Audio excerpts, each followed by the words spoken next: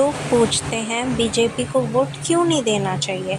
मैं बताती हूँ क्यों नहीं देना चाहिए। बीजेपी की सरकार और उसके सपोर्टर पहले ऐसे लोग हैं जो किसी भी देश के जो स्कूल ठीक करो का विरोध कर रहा है। मतलब आप बताइए, स्कूल को ठीक करने का विरोध कर रहे हैं वो। मतलब इससे बड़े निकम्मे और शर्मनाक बात क्या होगी कि आप स्कूल ठीक करो का विरोध कर रहे हो।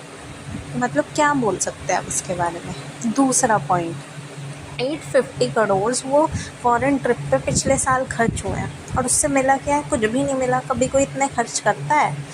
तीसरी चीज़, पीएम केयर फंड्स, उसमें 1200 करोड़ थे जो कि कोरोना के टाइम पे इसने अलग से फंड करके जोड़े थे, जबकि लोग पूछ भी रहे थे, पर इन्होंने बोला तो लोगों ने दे दिए।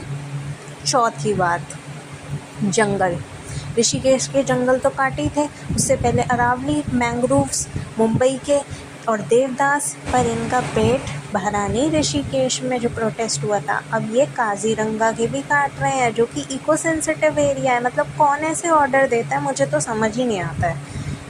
और पांचवा पॉइंट, एफआईआर, जिन बच्चों की जंतर मंतर पे चोट आई थी उनके एफआईआर ही नहीं लिख रहे हैं ये।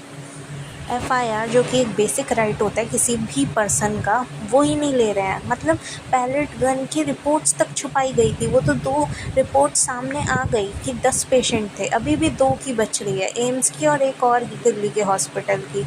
तो क्या एक्सपेक्ट करें अब इस सरकार से? कुछ नहीं बचा है।